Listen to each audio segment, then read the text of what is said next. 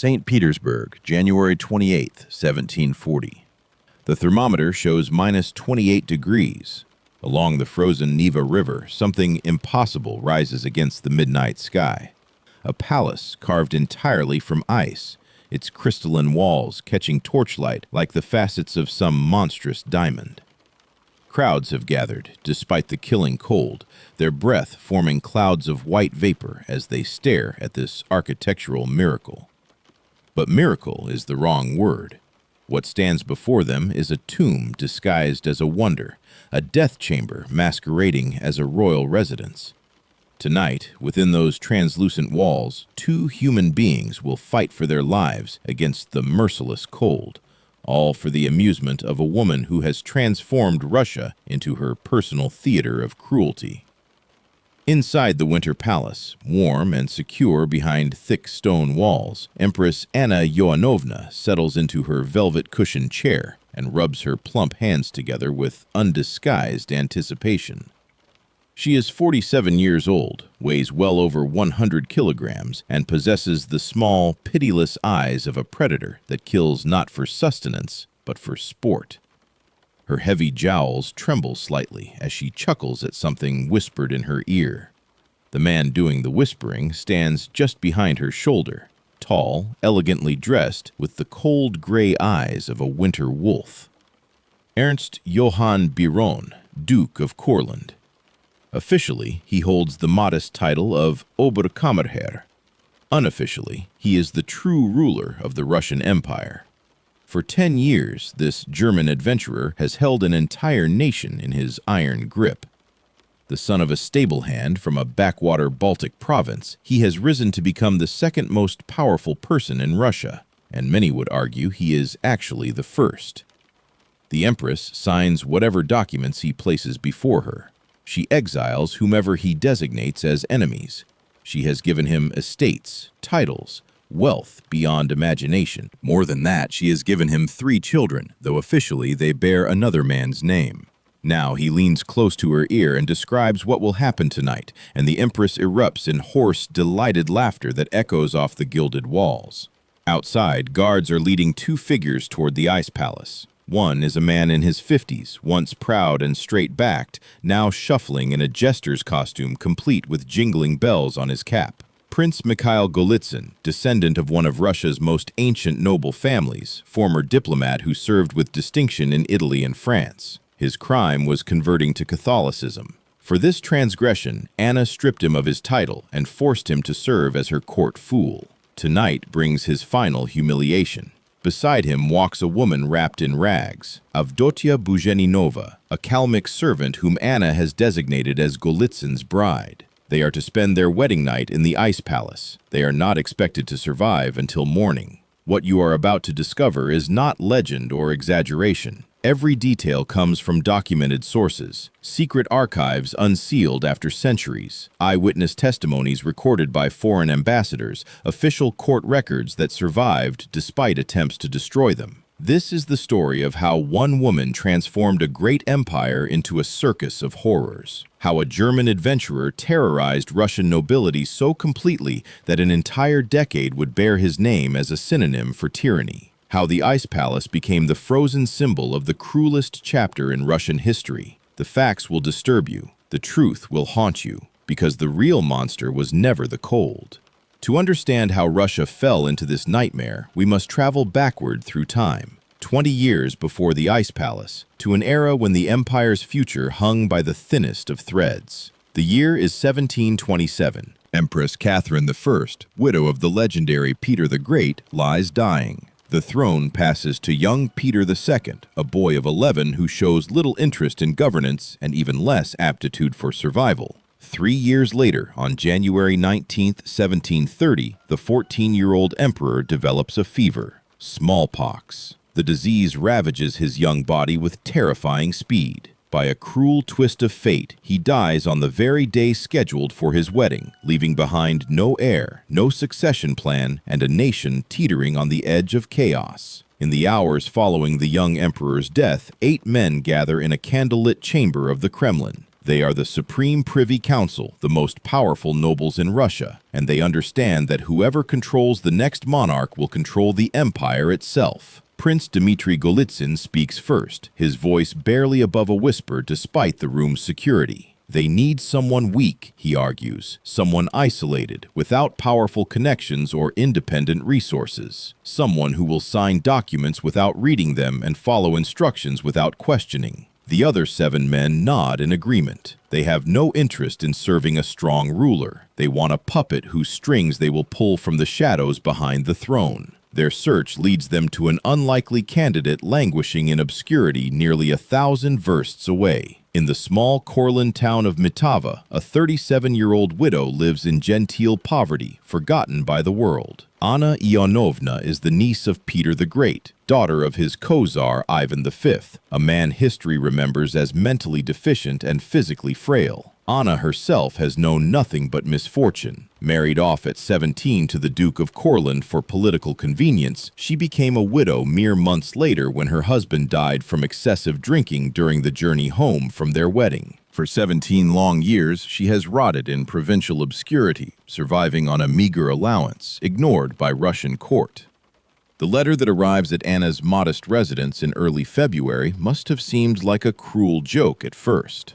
The Supreme Privy Council is offering her the imperial crown, the throne of the largest nation on earth. But as Anna reads further, her eyes narrow. There are conditions attached, a document called the Konditsii. She must agree never to marry without the council's permission. She cannot name an heir independently. She is forbidden from declaring war, imposing new taxes, or spending treasury funds without approval. She cannot promote anyone above the rank of colonel without consent. In essence, she would be empress in name only, a figurehead, while the 8 men of the council rule through her. Anna sets down the letter and thinks carefully. What happens next reveals the cunning that 17 years of hardship have forged within her. Anna signs the Konditsii without protest, accepting every humiliating restriction.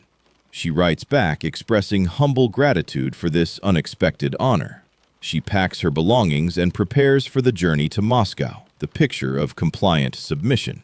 But those who glimpse her face in unguarded moments notice something unsettling in her small, dark eyes. It is the look of a woman who has learned patience through suffering, who knows how to wait and watch and remember every slight. The council members congratulate themselves on finding the perfect puppet. They have no idea that the widow from Mitava is already planning her revenge with cold, methodical precision. Moscow erupts in celebration on February 25, 1730. Crowds line the frozen streets as a gilded carriage makes its way toward the Kremlin, carrying the woman who will become their new empress. Anna Ioannovna peers through the frosted window at her cheering subjects, and for the first time in 17 years, she allows herself to smile. She is not beautiful. Her figure is heavy. Her chin protrudes unflatteringly. Her complexion is sallow from years of poor nutrition and inadequate heating.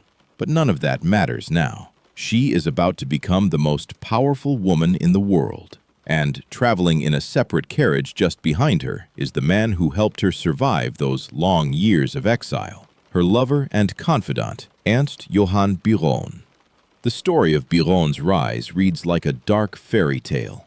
Born in 1690 to a family of minor Courland gentry, his enemies would later claim his father was merely a stable hand. He possessed little beyond burning ambition and considerable personal charm. In 1718, when he was 28 years old, fate placed him in the household of the newly widowed Duchess Anna. She was 25, desperately lonely, stranded in a foreign land without friends or resources. The young Biron recognized opportunity when he saw it. He made himself indispensable, first as a minor courtier, then as a trusted advisor, and finally as something far more intimate. Within months, he had become Anna's lover. Within years, he controlled every aspect of her existence. For 17 years, Biron played the long game with extraordinary patience. He managed Anna's meager finances, handled her correspondence, and provided the emotional support she craved. He gave her 3 children, though they were officially attributed to other men to preserve appearances. He He whispered encouragement during her darkest moments and assured her that fate would eventually deliver what she deserved. When the letter from the Supreme Privy Council arrived offering the throne, Biron immediately understood what Anna must do.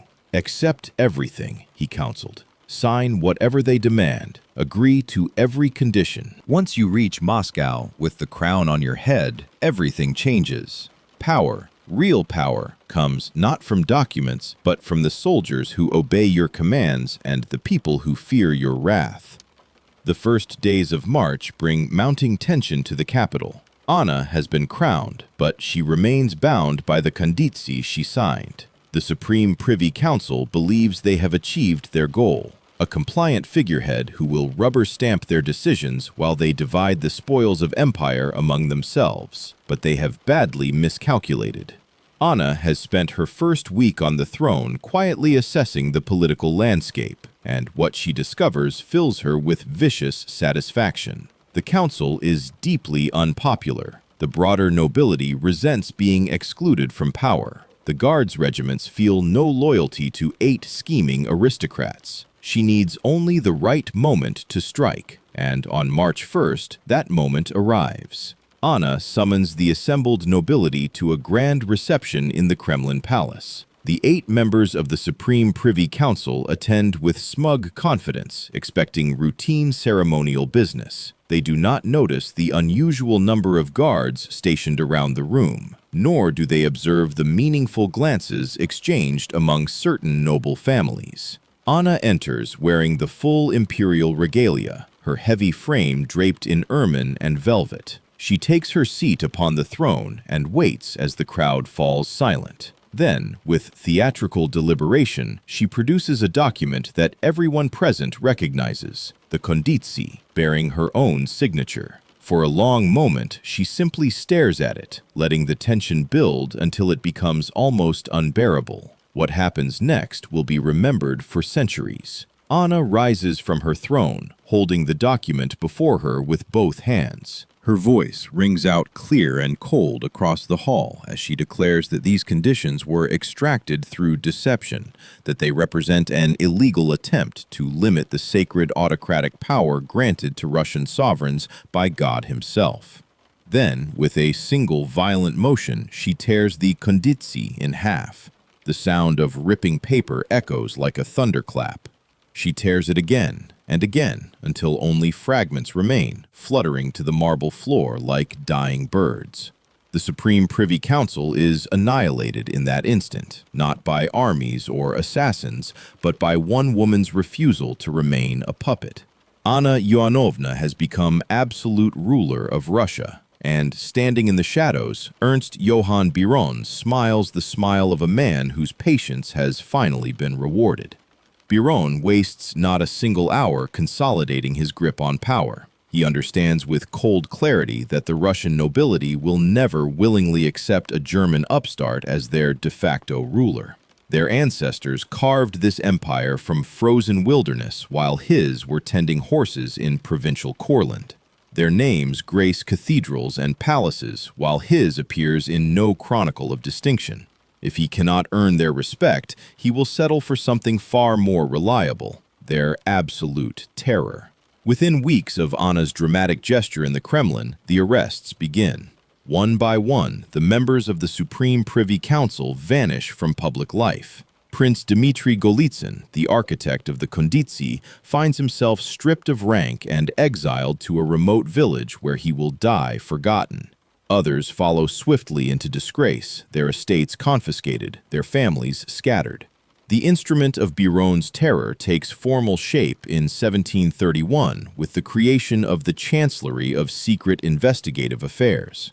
This organization answers to no court, follows no established legal procedure, and operates entirely in shadows. At its head sits Count Andrei Ushakov, a man whose name will become synonymous with suffering throughout the empire. Ushakov possesses no conscience, no mercy, no hesitation. His task is simple: identify and eliminate anyone who might pose a threat to Anna's rule, which in practice means anyone Biron designates as an enemy. The Chancellery's dungeons lie beneath a nondescript building in Saint Petersburg, but every Russian noble knows what happens within those walls. Screams echo through the night. Broken bodies emerge for public execution. Many enter and simply never leave. The system Biron constructs relies on a weapon more insidious than any rack or Iron Maiden, the Denunciation. He establishes a policy that transforms every Russian into a potential spy and every neighbor into a possible informer. Anyone who hears seditious speech is required by law to report it immediately. The magic phrase is whispered throughout the empire with dread: Slovo I delo, word and deed. Utter these words while pointing at a fellow citizen, and the accused will be dragged away for interrogation regardless of rank or station. Servants denounce masters hoping for rewards or freedom. Merchants denounce competitors to eliminate business rivals. Priests report confessions that contain even hints of disloyalty. Sons betray fathers, wives betray husbands, friends betray friends. The results devastate Russian society from top to bottom. No one dares speak freely, even within their own homes. Walls have ears, servants have ambitions, and the Chancellery pays well for useful information. Dinner conversations become exercises in careful banality. Letters are written with the assumption that they will be intercepted and read. Noble families who once gathered for spirited political debate now meet only to discuss weather and fashion, their eyes constantly scanning for anyone who might be listening too intently. The fear seeps into everything like poison into groundwater. An entire generation grows up understanding that careless words can mean torture, exile, or death.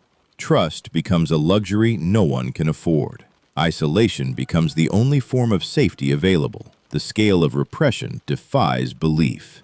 Over the 10 years of Anna's reign, the Chancellery will process more than 20,000 cases. Many of these result in exile to Siberian labor camps where prisoners work themselves to death in silver mines or freeze in transit across endless frozen steppes. Thousands more are executed publicly, beheaded, hanged, or broken on the wheel as warnings to others. Entire noble families are erased from existence, their names stricken from records, their estates absorbed by the crown and redistributed to Biron's German cronies. The lucky ones merely lose their wealth and status. The unlucky ones lose their lives in Ushakov's basement chambers, their final screams absorbed by stone walls built specifically to contain such sounds. Biron himself maintains careful distance from the actual bloodshed. He never signs execution orders directly or appears at interrogations. His method is subtler and more devastating. He simply mentions to Anna that a certain prince looked at him disrespectfully, or that a particular family has been heard expressing nostalgia for previous rulers. Anna, besotted with her lover and paranoid about threats to her throne, immediately orders investigations. The Chancellery does the rest. This way, Biron's hands remain technically clean while his enemies disappear one by one. Historians will name this entire era after him, the Bironovshchina, the time of Biron. It is a name that will be spoken with horror for centuries, a synonym for tyranny, foreign domination, and the complete destruction of human dignity in service of one man's limitless ambition. History has produced tyrants who ruled through others, delegating cruelty to subordinates while maintaining a facade of benevolent detachment. Anna Ioannovna is not among them. While Biron constructs his machinery of political terror, the Empress herself cultivates appetites that reveal a soul twisted beyond recognition by years of humiliation and powerlessness. Now that she possesses absolute authority over millions of lives, she discovers within herself an insatiable hunger, not for wealth or territory or legacy, but for the suffering of others. Her entertainments would make Caligula uncomfortable. Her pastimes would give Nero pause. The woman who endured 17 years of poverty and insignificance has transformed into something monstrous, and she wants the world to witness her metamorphosis. Her obsession with hunting offers the first glimpse into her pathology. But Anna does not hunt in the traditional aristocratic fashion, riding through forests with hounds and horns. Instead, she has constructed an elaborate shooting gallery in the palace courtyard. Servants maintain a private menagerie stocked with deer, wild boar, bears, and smaller game. The Empress positions herself at a window overlooking this killing ground, rifle in hand, and spends entire days methodically slaughtering animals that have no possibility of escape. Court records meticulously document her kills: 9 deer, 16 roe deer, 4 wild boars, 1 wolf, 374 hares, 68 ducks. Courtiers are required to stand nearby and applaud her marksmanship after each shot, cheering as blood stains the snow below. But animal suffering alone cannot satisfy Anna's appetites. She requires human degradation to complete her entertainment, and she pursues this requirement with creative dedication that suggests genuine passion. The Empress assembles what she calls her collection, a rotating cast of dwarves, disabled individuals, and people with visible deformities whom she forces to serve as court jesters. She dresses them in humiliating costumes, compels them to perform degrading acts, and orchestrates fights between them for her amusement. Their pain delights her. Their desperation makes her laugh. She watches with glittering eyes as they crawl, bark like dogs, or beat each other bloody while the assembled court pretends to share her enjoyment. No one dares object or look away. Among her most prized acquisitions is Pietro Mira, an Italian musician known by the nickname Pedrillo. He arrived in Russia as a respected artist, celebrated throughout Europe for his talent. Now he spends his days crowing like a rooster, hopping on one leg and imitating various barnyard animals on imperial command. When he hesitates or performs without sufficient enthusiasm, servants beat him with sticks while the Empress watches approvingly.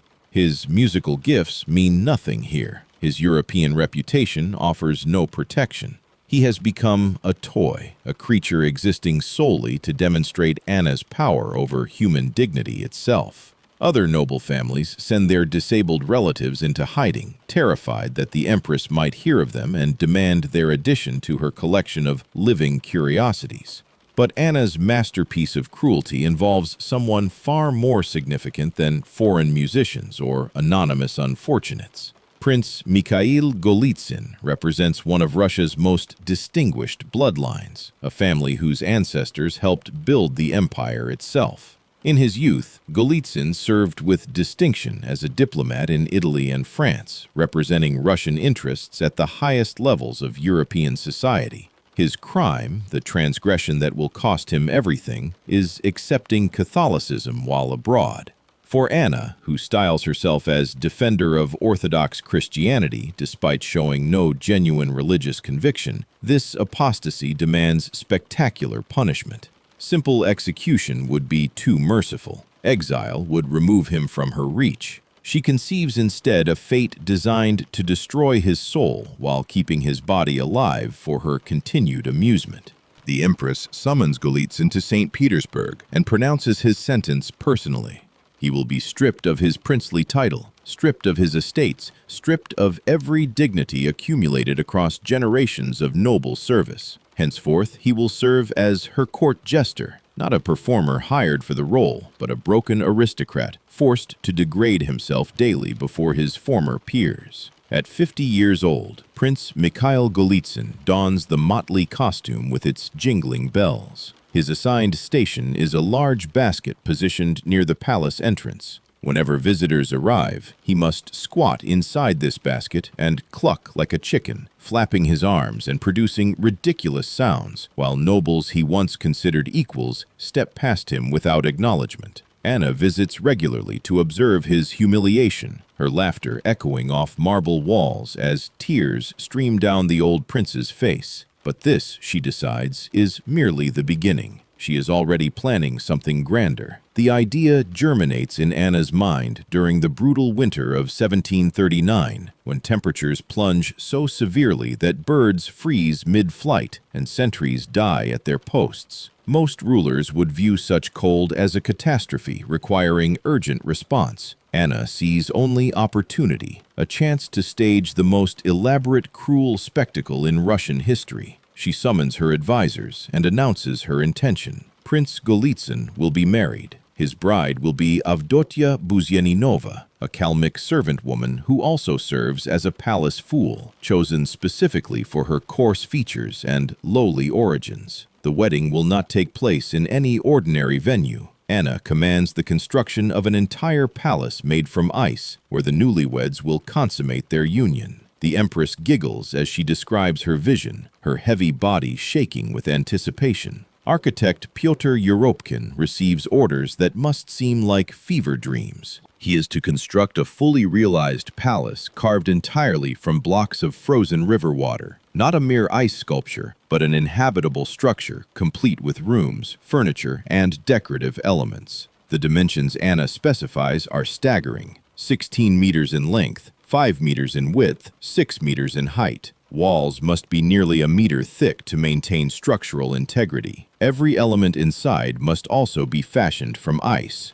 Beds, chairs, tables, pillows, blankets, dishes, even candles. Europkin knows better than to question imperial commands. He assembles teams of laborers who begin cutting massive ice blocks from the frozen Neva, hauling them to the construction site where craftsmen shape them with saws, chisels, and careful applications of water that freezes instantly in the killing cold. The palace rises over several weeks, a glittering monument to one woman's boundless cruelty. Europkin's workers carve intricate columns and cornices, decorative friezes depicting mythological scenes, and delicate window frames that glow with ethereal beauty when light passes through. Inside, they construct a complete bedroom suite, an ice bed frame supporting an ice mattress covered with ice blankets and ice pillows, all carved to resemble soft fabric frozen in mid-ripple. The dining room features an ice table set with ice plates and ice goblets. Even the fireplace is carved from ice, complete with ice logs that appear ready to burn. The craftsmanship is genuinely extraordinary. Under any other circumstances, this structure would be celebrated as an architectural wonder. Instead, it is being designed as an execution chamber. But Anna's vision extends beyond the palace itself. She wants the entire wedding to become a spectacle that demonstrates both her power and her contempt for the diverse peoples she rules. Imperial commands radiate outward to every corner of the empire. Each gubernia must send representatives of its native populations to Saint Petersburg,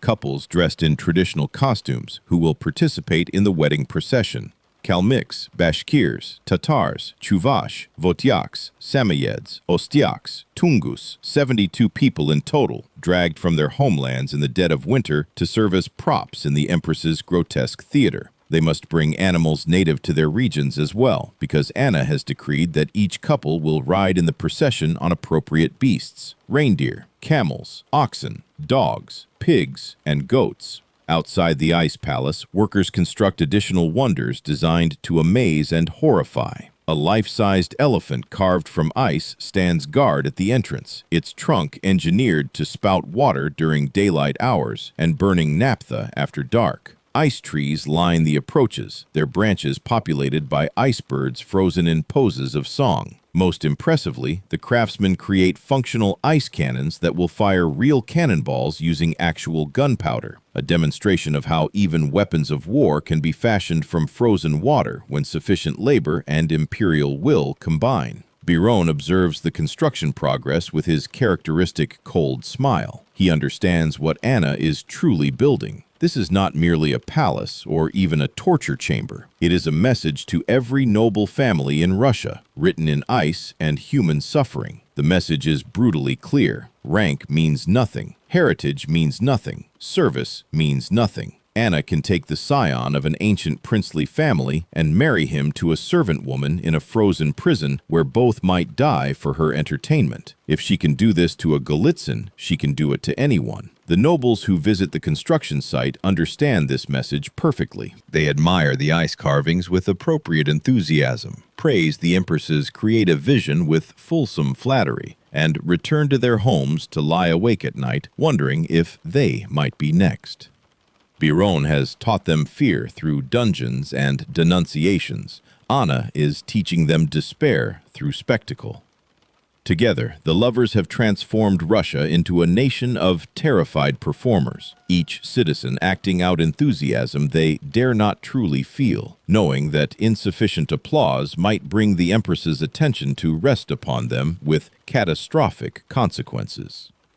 February 6, 1740, dawns gray and mercilessly cold. The temperature hovers around minus 25 degrees, cold enough to freeze exposed flesh within minutes, cold enough to kill the unprepared within hours. But St. Petersburg is not preparing for disaster. It is preparing for celebration. The Empress has declared this day a holiday. Crowds gather along the processional route despite the brutal weather, stamping their feet and blowing into cupped hands, desperate to witness the spectacle their ruler has orchestrated. Guards line the streets to maintain order. Food vendors hawk hot pies to shivering spectators. The atmosphere resembles a carnival, though the entertainment promised is darker than any fairground attraction. Today, a prince becomes a clown's husband, and an empire watches. The procession begins at noon with a sight that will haunt witnesses for the rest of their lives. A large cage mounted on a sledge emerges from the palace gates, and inside it sit the bride and groom. Prince Mikhail Golitsyn wears a jester's motley covered in bells that jingle with every movement, his face a mask of absolute despair. Beside him sits Avdotia Buzhaninova, wrapped in rags, her expression vacant and uncomprehending. Behind them stretches the most bizarre parade Russia has ever witnessed. 72 people representing the empire's subject nations, each couple mounted on animals from their native regions. Kalmyks ride camels, Samoyeds drive reindeer, others perch atop oxen, dogs, pigs, and goats. Their traditional costumes create a riot of color against the white snow, transforming human beings into exotic decorations. The procession winds through St. Petersburg's main avenues, stretching for several versts as thousands of spectators line the route. Some laugh at the absurd spectacle: the jingling prince, the bewildered ethnic performers, the menagerie of unlikely mounts. Others watch in horrified silence, recognizing the cruelty beneath the carnival atmosphere. A few make the sign of the cross and turn away, unwilling to witness what they know is coming.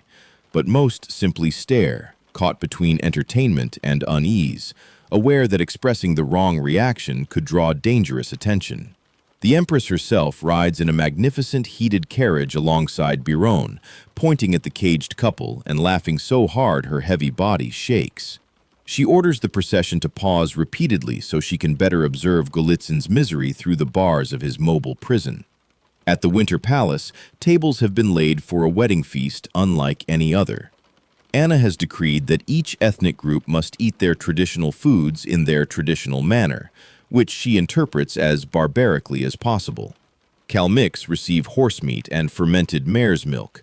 Ostyaks are served raw fish. Samoyeds get reindeer flesh.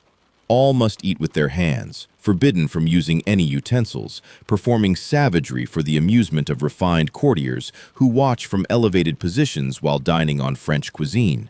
Golitsyn and Avdotia sit at a separate table, food placed before them that neither can bring themselves to touch.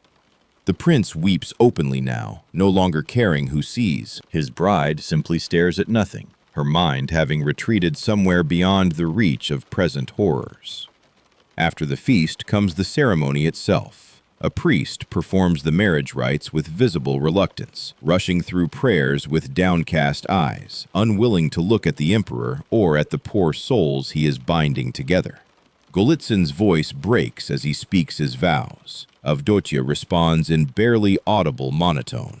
Rings are exchanged, the couple is declared married, and the assembled court erupts in mandatory applause. Anna beams with satisfaction, clutching Biron's arm as she surveys her creation. She has taken a prince and married him to a servant. She has forced representatives of conquered peoples to parade like circus animals. She has transformed sacred matrimony into grotesque theater. But the main event still awaits. As evening falls and temperatures plunge toward minus 30 degrees, the Empress gives the signal. It is time for the newlyweds to retire to their wedding chamber. Guards escort the couple through darkening streets toward the ice palace, which glows with an unearthly blue luminescence in the fading light. Torches positioned around the structure create dancing shadows on translucent walls, making the building seem almost alive, a frozen beast waiting to consume its prey. At the entrance, an officer reads the imperial decree in a voice loud enough for nearby spectators to hear. Prince Mikhail Golitsyn and his wife Avdotya will spend their wedding night inside the ice palace. They are forbidden to leave before morning under penalty of death. The doors will be locked from outside, and guards will ensure no one exits until dawn. Golitsyn falls to his knees in the snow, clasping his hands together, begging for mercy that will not come. Soldiers lift him roughly and drag him through the entrance. Avdotya follows without resistance, a woman already departed from her own existence. The ice doors close behind them with a sound like a tomb being sealed. Outside, fireworks explode across the night sky as Anna celebrates her masterpiece. Inside the ice palace, Prince Golitsyn confronts the full horror of his situation. Every surface surrounding him radiates cold. Walls, floor, ceiling, all carved from frozen river water that seems to pull heat from his body with malevolent hunger. The ice bed awaits, with its ice mattress, ice pillows, and ice blankets carved to resemble fabric but offering no warmth whatsoever. Even the candles are fashioned from ice, their wicks treated with special compounds that produce flickering light without generating meaningful heat. The temperature inside differs little from the killing cold outside. Golitsyn's breath emerges in thick white clouds that crystallize and fall as tiny ice particles.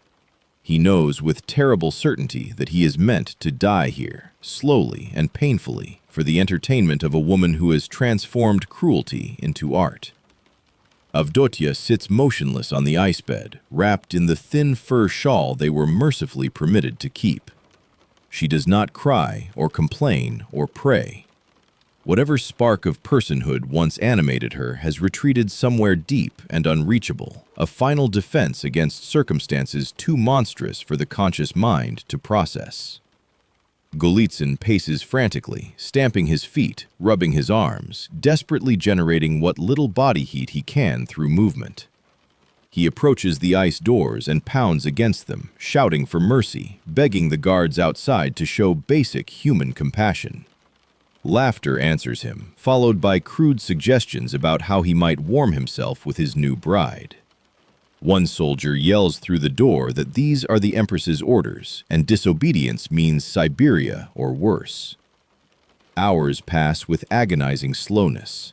Outside, the wedding celebration continues with fireworks, music, and flowing wine. The ice elephant spews flames into the darkness while spectators gasp in wonder.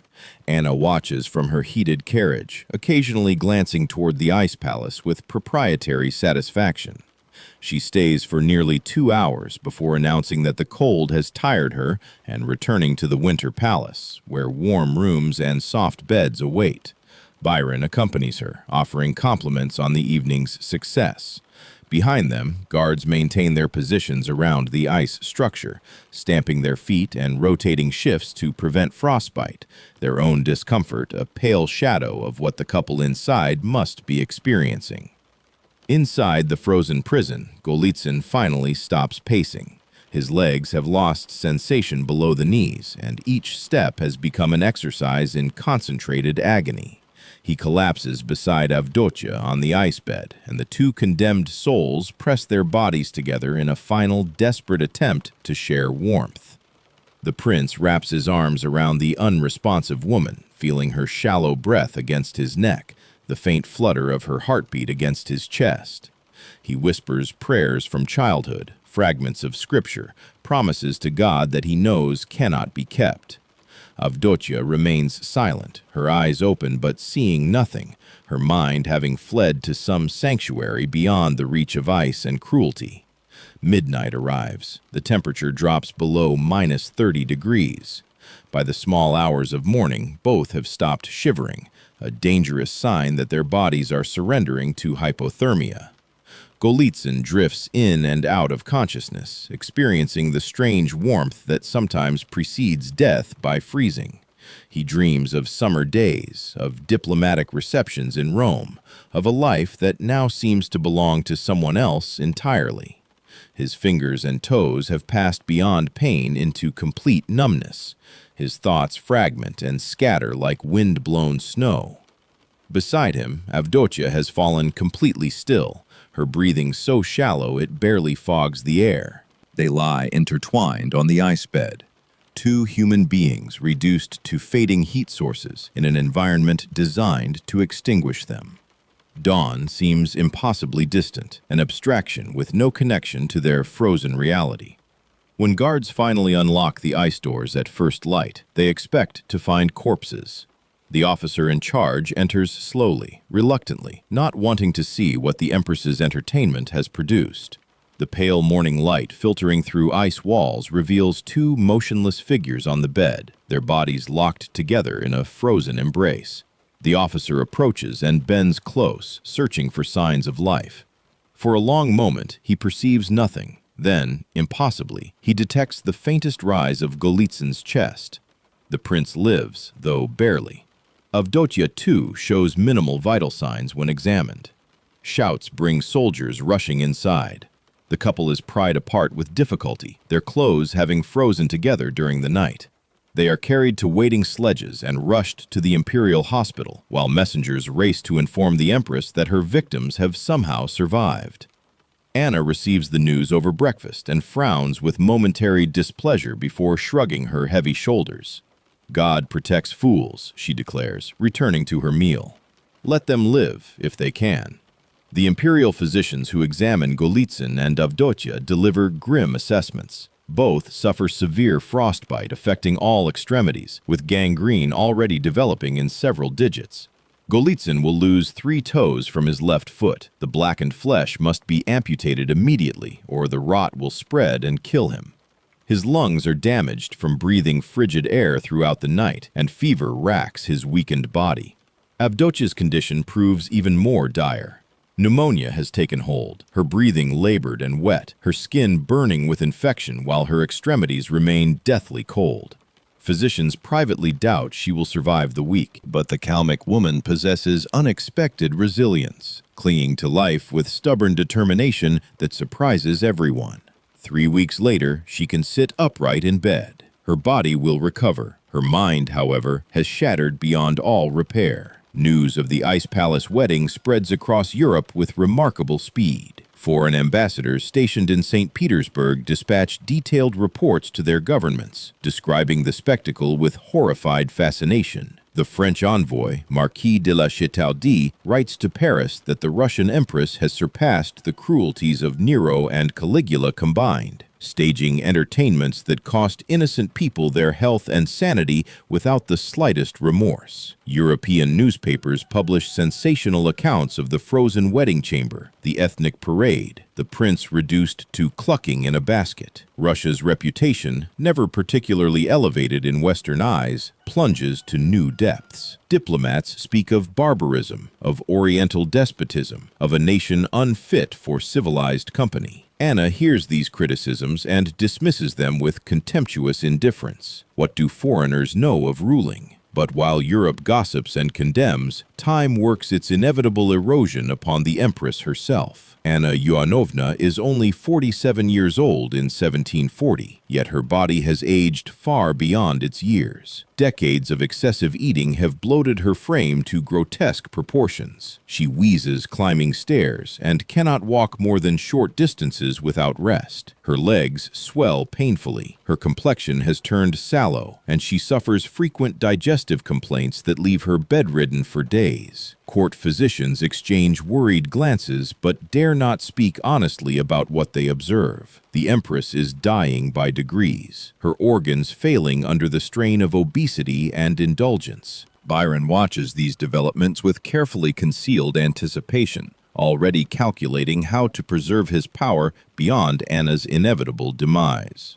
The question of succession haunts the Russian court like an unquiet ghost. Anna has no legitimate children. Her 3 offspring by Biron cannot be acknowledged without scandal that would shake the throne itself. The Empress considers her options with increasing urgency as her health deteriorates. She needs an heir young enough to require a regent, someone she can control from beyond the grave through careful arrangements. Her attention falls upon her grandnephew, the infant son of her niece, Anna Leopoldovna. The baby, named Ivan, is barely 2 months old when Anna makes her decision. This child will inherit the Russian Empire, and Ernst Johann Biron will rule as regent until the boy comes of age. The German stablehand's son will officially govern the largest nation on earth. In October 1740, Anna summons her strength to sign the documents that will shape Russia's future. The decree names infant Ivan as heir to the throne, with Biron holding supreme authority as regent during the boy's minority. It represents the culmination of everything Biron has worked toward for 22 years: legitimate power, officially recognized, legally unassailable.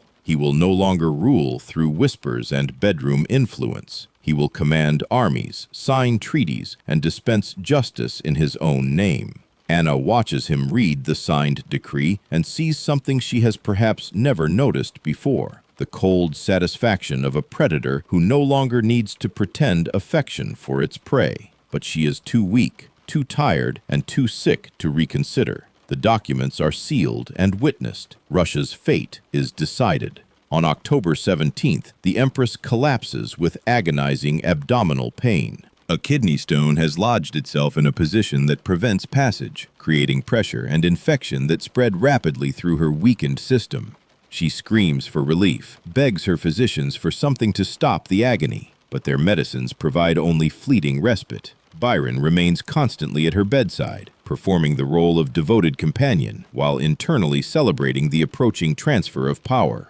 For 11 days, Anna lingers between life and death, her massive body racked by suffering that seems almost karmic to those who remember the agonies she inflicted upon others. Finally, on October 28, 1740, at approximately 9 o'clock in the evening, Empress Anna Ioannovna exhales her last breath. She was 47 years old. She ruled Russia for 10 years. Her legacy is measured in tens of thousands of broken lives, and her name will become synonymous with cruelty for centuries to come. Before Anna's body has even cooled, Biron moves to consolidate his triumph. Messengers race through the night carrying news of the Empress's death and the succession arrangements she established. By morning, heralds read proclamations in public squares throughout Saint Petersburg. The 2-month-old Ivan VI is now Emperor of all Russia, and His Highness Ernst Johann Biron, Duke of Courland, will serve as regent with absolute authority until the child reaches maturity. Soldiers present arms, church bells toll. Citizens bow their heads in mandatory reverence. After 22 years of patient scheming, the German adventurer has achieved what once seemed impossible: legitimate, official, legally sanctioned power over the largest empire on earth. He is no longer a favorite operating in shadows. He is the ruler in all but name. The first days of Biron's regency reveal the true nature of his ambitions. He demands personal oaths of loyalty from every significant official, military commander, and noble family head.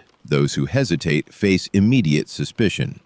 The Chancellery of Secret Investigative Affairs continues its work without pause, demonstrating that Anna's death changes nothing about the system of terror that keeps Russia compliant. Biron holds court in magnificent state, receiving ambassadors and issuing decrees with an arrogance that shocks even those accustomed to his influence. He treats the infant emperor's parents, Anna Leopoldovna and her husband Prince Anton Ulrich of Brunswick, with barely concealed contempt, granting them ceremonial titles while excluding them from any meaningful role in governance. They are tolerated nuisances, nothing more. But Biron has made a fatal miscalculation. His power rests entirely upon fear, and fear requires constant reinforcement to maintain its grip. The nobles who bow before him harbor deep reservoirs of hatred accumulated over a decade of humiliation. The army officers who salute him remember comrades exiled or executed on his whim. Even Anna Leopoldovna, dim and lazy though she may be, seethes with resentment at being treated as a servant in matters concerning her own child. Most dangerously of all, Biron has underestimated Field Marshal Burkhard von Munich, a German who has served Russia faithfully for 30 years. Munich built the Ladoga Canal, reformed the army, and won victories against the Ottoman Turks. He is respected by officers in ways Biron can never be, and he despises the regent with every fiber of his being. Munich recognizes what Biron cannot see, that the entire empire is exhausted by the Bironovshchina and waiting desperately for deliverance. The field marshal begins making careful inquiries, sounding out trusted officers, assessing the mood in the barracks. What he discovers confirms his instincts. The guards' regiments will not defend Biron if challenged. They might even support his overthrow if someone provides leadership. Munich approaches Anna Leopoldovna with a proposition that appeals directly to her wounded pride. She is the emperor's mother, he argues. She should be regent, not some foreign upstart who treats her with disdain. The young woman's vanity overcomes her natural timidity. She gives Munich permission to act. The conspiracy takes shape with remarkable speed, fueled by years of accumulated grievance seeking sudden release. The night of November 8, 1740, finds Biron sleeping peacefully in his apartments at the Summer Palace. He has posted guards, but his confidence in the terror he commands has made him careless. He cannot imagine that anyone would dare move against the regent of Russia, the man who destroyed the Dolgorukis and sent thousands to Siberian graves. Shortly after midnight, his bedroom door splinters inward. Soldiers pour through the opening, led by Field Marshal Munich himself. Biron lurches upright, confused and terrified, reaching for a weapon that is not there. Munich seizes him by the throat and throws him to the floor with a soldier's efficiency. Guards pin the regent's arms while he screams threats and demands explanations. Munich regards him with cold satisfaction and pronounces the words that end everything. "You are arrested for treason and usurpation. The regency belongs to Princess Anna Leopoldovna." They drag Biron through the palace corridors in his nightclothes, past servants who stare in disbelief, past guards who make no move to intervene. The man who terrorized Russia for a decade is bundled into a carriage like common cargo and transported to Schlüsselburg Fortress, the same prison where he sent so many of his own victims. 22 days. That is the total duration of Biron's official regency. 22 days between Anna Ioannovna's death and his own downfall. By morning, Saint Petersburg erupts in celebration. People embrace in the streets, weeping with relief, scarcely believing that the nightmare has ended. The Bironovshchina is over. The German tyrant sits in a stone cell, listening to the same sounds of dripping water and distant screams that accompanied so many of his victims' final days. Justice, it seems, possesses a sense of irony that even the cruelest tyrant cannot escape. The jubilation that greets Biron's fall proves tragically premature. Anna Leopoldovna assumes the regency with grand proclamations about justice and reform, but she possesses neither the intelligence nor the temperament for governance. At 22 years old, she is beautiful in a languid, dreamy fashion, educated in French literature and romantic poetry, and utterly indifferent to the tedious business of ruling an empire. She spends her days reading novels, conducting flirtations with handsome courtiers, and avoiding any document that requires serious attention. State papers pile up unsigned. Petitioners wait weeks for audiences that never materialize. The machinery of government, so brutally efficient under Biron's terror, grinds toward paralysis under Anna Leopoldovna's neglect. Real power flows to a triumvirate of ambitious men, Field Marshal Munich, Chancellor Osterman, and Vice-Chancellor Golovkin, who immediately begin fighting amongst themselves. Some genuine reforms do emerge from the new regime. Political prisoners return from Siberian exile, blinking in disbelief at their unexpected deliverance. The Chancellery of Secret Investigative Affairs reduces its activities, though it does not disappear entirely. Citizens regain some measure of confidence in speaking their minds, though habits of caution ingrained over a decade do not dissolve overnight. Biron himself faces a tribunal that catalogs his crimes across 5 months of investigation. usurpation of power, intent to exile the imperial family, plans to place his own descendants on the Russian throne, systematic oppression of the Russian people. The verdict surprises no one. Death by quartering, the most agonizing execution method available. But Anna Leopoldovna, squeamish about bloodshed, commutes the sentence to eternal Siberian exile. Biron will live, but in a wooden prison 3,000 versts from civilization. The irony of Biron's punishment achieves almost poetic perfection. Field Marshal Munich personally designs the small house in the remote town of Pelim, where the former regent will spend his exile. 4 rooms surrounded by a high wooden stockade, guards posted around the clock, no contact with the outside world permitted. Munich sketches the floor plans with evident satisfaction, crafting a cage for the man he despises. He cannot know that within 18 months he himself will occupy this very structure, victim of the same political treachery he helped unleash. But that reversal lies in the future. For now, Biron travels eastward in a guarded carriage, watching through the window as the Russia he plundered for a decade scrolls past. Burned villages, impoverished peasants, abandoned churches, the accumulated wreckage of the Bironovshchina stretching to every horizon. While the former tyrant journeys toward Siberian oblivion, a far more dangerous conspiracy takes shape in Saint Petersburg. In a modest house on the capital's outskirts lives a woman who has waited 20 years for her moment. Elizabeth Petrovna is 32 years old, daughter of Peter the Great and the peasant woman who became Empress Catherine I. Her parents married after her birth, leaving her legitimacy perpetually questionable in the eyes of those who value such technicalities. But imperial blood flows through her veins, the blood of the man who built modern Russia, who defeated Sweden, who transformed a backward kingdom into a European power. Elizabeth believes the throne belongs to her by right of that blood, not to some German infant whose only claim derives from bureaucratic manipulation and a dying woman's signature. Elizabeth has survived the Bironovshchina through careful performance of harmless frivolity. She attended balls, conducted love affairs, dressed extravagantly, and gave every appearance of caring for nothing beyond pleasure and entertainment. Biron watched her constantly, suspicious of her lineage, and repeatedly urged Anna Ioannovna to confine this potential rival in a convent. Only the Empress's death prevented Elizabeth's forced removal from the world. Now, under the distracted regency of Anna Leopoldovna, Elizabeth recognizes her opportunity. She cultivates relationships with the Preobrazhensky and Semyonovsky guards, regiments that served her father and remember him with reverent devotion.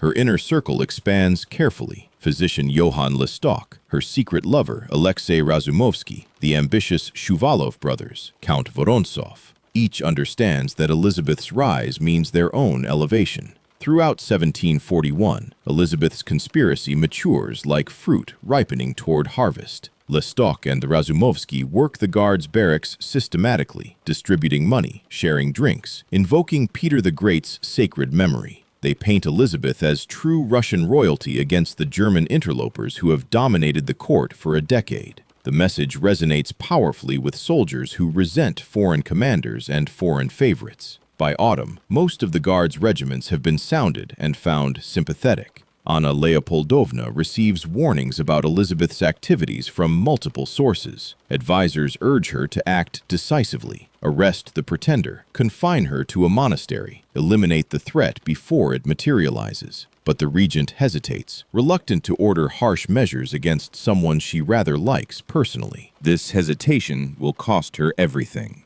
On November 24th, Elizabeth learns that her arrest has finally been ordered for the following day. She has only hours to act. The moment she has awaited for 2 decades has arrived at last. The night of November 25th, 1741, is bitterly cold, but Elizabeth Petrovna barely notices as she dresses in a simple black gown and descends to a waiting sledge. Lestok sits beside her, his face taut with tension, while Razumovsky rides alongside with a brace of pistols beneath his cloak. They travel through darkened streets to the Preobrazhensky barracks, where 300 soldiers wait in hushed anticipation. Elizabeth enters the torchlit hall and sees faces she recognizes. Men who served her father, veterans who bounced her on their knees when she was a child. She speaks simply, without theatrical flourishes. "You know whose daughter I am," she tells them. "You served my father faithfully. Now I ask you to serve me. Help me reclaim what foreign usurpers have stolen." The response comes as a roar that shakes the rafters. "Lead us, mother. We are yours unto death." The column moves through Saint Petersburg like a silent avalanche, 300 armed men following a woman in black toward the Winter Palace. Their footsteps crunch in unison on frozen snow. Moonlight gleams on bayonets and brass buttons. Elizabeth rides at their head, her heart pounding, but her face composed in serene determination. At the palace gates, drowsy sentries gape in confusion at the approaching force. An officer shouts the words that freeze them in place. "Make way for Empress Elizabeth Petrovna." The guards exchange bewildered glances, then step aside without resistance. No one wants to die defending a regime that inspires neither loyalty nor fear. The column pours through the gates and into corridors where servants scatter like startled birds. Elizabeth climbs the grand staircase toward the regent's private apartments, destiny drawing her upward step by step.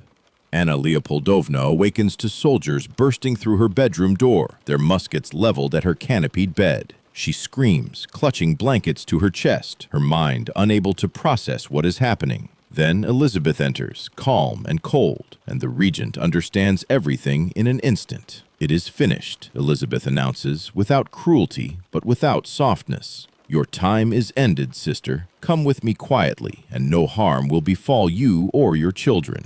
In an adjacent room, the infant Emperor Ivan VI sleeps in his imperial cradle, oblivious to the fact that his reign has just concluded after barely a year. Soldiers lift him gently, swaddled in his blankets, as Anna Leopoldovna weeps and begs for assurances that her children will survive. Elizabeth nods curtly. She has made a vow. If this night passes without bloodshed, she will execute no one during her entire reign. By dawn, the transformation is complete. Guards regiments assemble before the Winter Palace, their ranks formed in perfect order, as Elizabeth emerges onto the balcony wearing the imperial mantle and carrying the scepter and orb of Russian sovereignty. She proclaims herself Empress and autocrat of all Russia, rightful heir of Peter the Great, restorer of legitimate rule after a decade of foreign usurpation. The soldiers below erupt in thunderous cheering, throwing their caps skyward, embracing one another with tears streaming down weathered faces. Church bells throughout the capital begin pealing in cascading waves of bronze-voiced celebration. Citizens pour into the streets, laughing, weeping, scarcely able to believe that the German nightmare has truly ended. Elizabeth has accomplished what seemed impossible, a palace revolution completed in 2 hours without a single shot fired, without a single drop of blood spilled. The defeated are dealt with swiftly but mercifully.